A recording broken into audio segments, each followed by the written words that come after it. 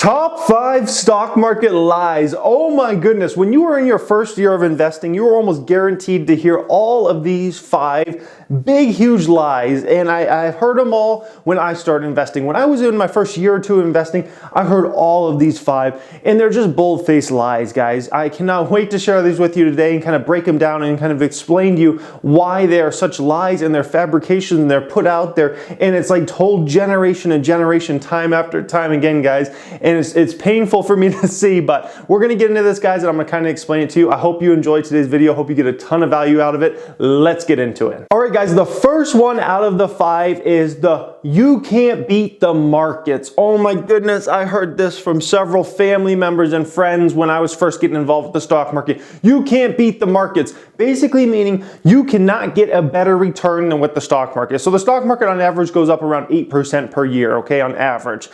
Basically, that's saying that you cannot go up more than 8% per year. And it's just such a bold-faced lie. And usually who tells this lie, okay? Usually the people that tell this are people that are on the defensive, okay? People that have never even tried to do it, okay? First off, just they heard from their father or they heard from their friend who maybe tried to do something in the stock market. Or they heard from this person, that person. You can't beat the markets. And they just kind of fabricate that over and over and over and over again, guys. And it's so painful because I wouldn't say it's easy to beat the markets, but I wouldn't say it's hard to beat the markets, okay? You could be in some of the simplest stocks out there and probably still beat the market, guys. Amazon, Apple, Google, the biggest companies in the world, Facebook, these companies all well outperformed the market last year, okay? The market did amazing last year, and all those very simple companies, they all even outperformed the market. Never mind if you were in some of the more complex stocks like an Nvidia or one of those, right?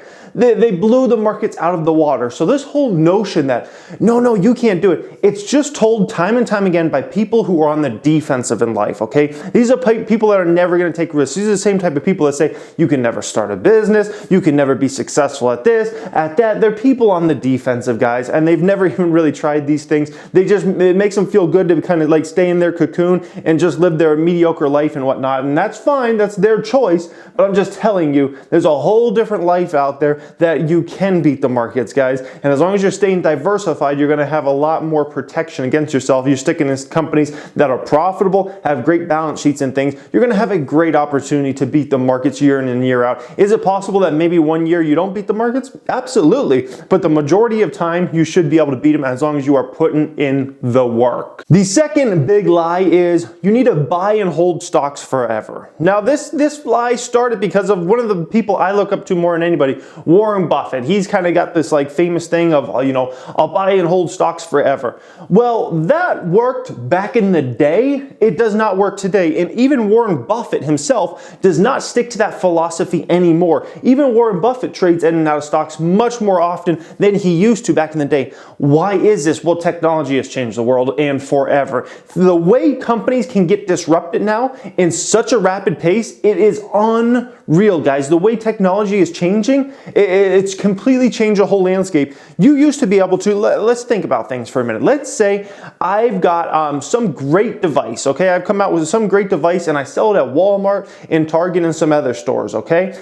Now, Walmart and Target, if somebody comes in there and tries to knock me off with something cheaper, that's cheaper product, right? But it's pretty much almost as good or just as good as my product.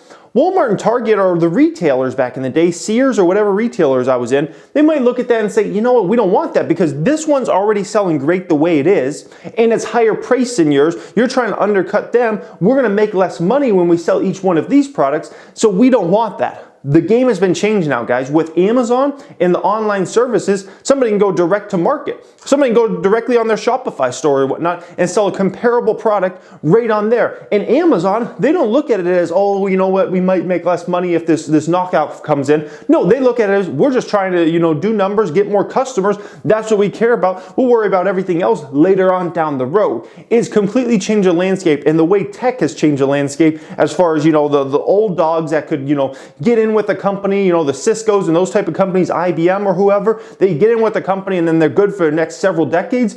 Now there's 1,000 startups trying to eat away this little part of their business, this little part of their business, and it's cut by 1,000 knives.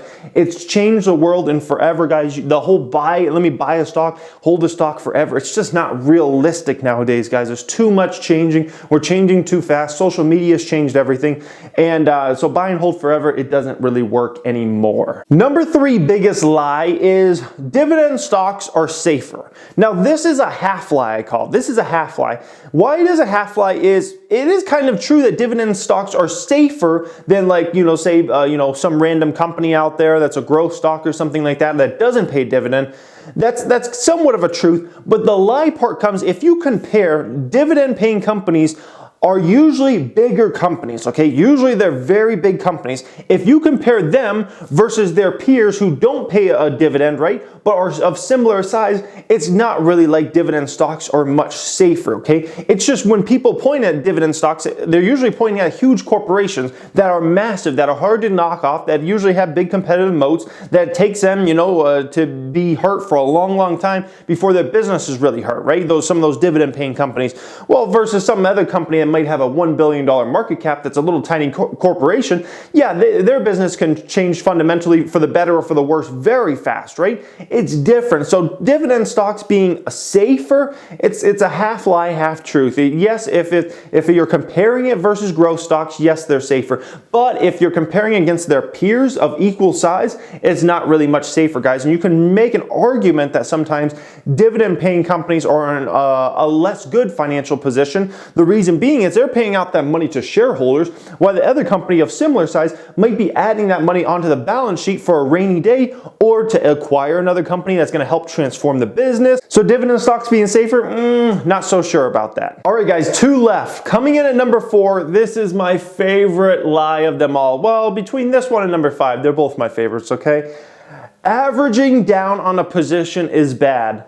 What? This is a lie that's fabricated out there constantly, I hear. Averaging down on a position is bad. Meaning, you buy stock ABC that you really love for the long term. You buy that stock at $10 a share. It goes down to $9 a share, and you say, no, I should just sell it now. I shouldn't buy any more. That makes no sense to me. Maybe if you're a short-term trader, maybe you could make an argument that, buy winners, sell losers. If you're a short-term trader, once again, short-term traders don't really make money over the long term, but that's a whole other argument we can get into there. Don't call yourself a long-term investor. If there's a company you really love for the long term, it goes down in share price, and you don't take an opportunity to buy that stock when you love that stock for the long term, okay? It makes no sense to me. It's like saying, I love cheeseburgers, but in McDonald's, they just went down on their Big Mac from $3 to $2, but you know what? I don't want Big Macs now. Oh, but Big Macs, they went from $3 to $10, so now I'm gonna buy a Big Mac. It literally makes no sense, guys. If you are a long-term investor in companies and a stock dips, it means buy if you really believe in that company a lot over the long term, okay? And you've done all your research into that company. If it goes up in price a bunch, it doesn't make sense to buy it if you all of a sudden think it's overvalued at that point in time.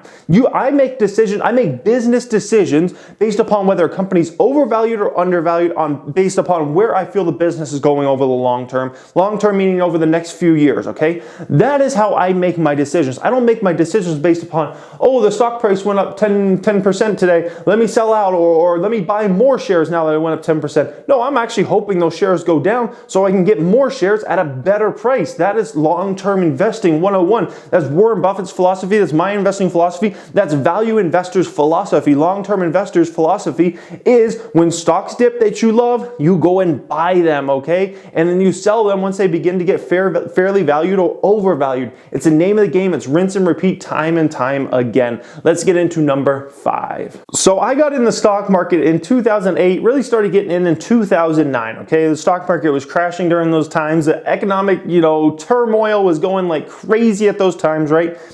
And starting in 2010 and pretty much every year since then, I've heard people tell me, I'm waiting to get in the stock market until it crashes. I'm gonna wait till we have a recession to get in the stock market. I'm like, man, can you imagine the gains these people have messed out on? Can you imagine, like all the gains I've gotten throughout all the years?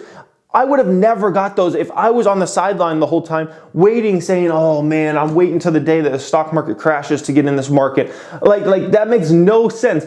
Ultimately, what's going to happen is, yes, you're going to have a few crashes in your lifetime. Absolutely, that's going to happen.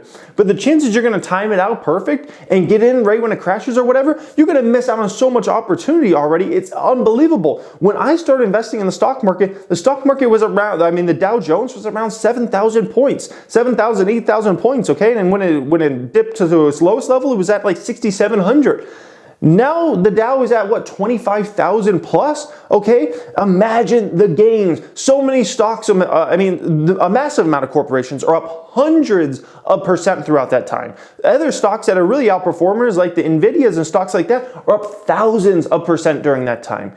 And meanwhile, people were like, oh no, I don't want to get involved yet. It's 2010, we might go with a double dip recession. 2011, oh, we might have a double dip recession. We might have this happen. Oh, I don't want to get in yet. People always making up stuff. Oh, Trump's elected. I don't want to get in the stock market now. People always making up. There's always so many worries out there, right? People always, oh, North Korea, I don't know, they got a nuclear bomb. They might try to blow us up or something. People always like fabricating whatever it is in their head to make themselves not get in the market. And you can do that, absolutely, but the chance you're going to time it out where all of a sudden you get in when a market crashes at the perfect time or whatever, very slim to none. However, if you participate all along the way and you make adjustments, okay, you're going to probably do very well. And that's what I do. I just make adjustments based upon the market. If I felt the economy was really going south, unemployment numbers are getting really weak, GDP numbers are starting to get really weak, and I felt like we were having a lot of problems coming, I would be getting out of the market, but not just really getting out of the market. I would start shorting shares. I would start buying put options and things like that. I just adapt, okay? I just adapt to whatever's going on in the market. I'm going to adapt. But I can tell you every single time in the past, almost decade I've been in the market, I have bought every single dip. And guess what's happened? It's worked every single time for the past decade. And when I feel like there's a dip and it's for a good reason, believe me, I will start selling out shares and I will start buying put options in stocks and short selling stocks and things like that. But until I have good reason to sell off positions and not buy the dip, I'm not going to be selling my stock. Anyways, this was the 5 biggest lies I hear in the markets all the time, guys. You are going to hear these. You've probably already heard these if you're starting to get into the markets and you told other people. You've probably heard some of these lies already. I hope you guys enjoy this. Hope you got a lot of value. Thank you for watching and have a great day.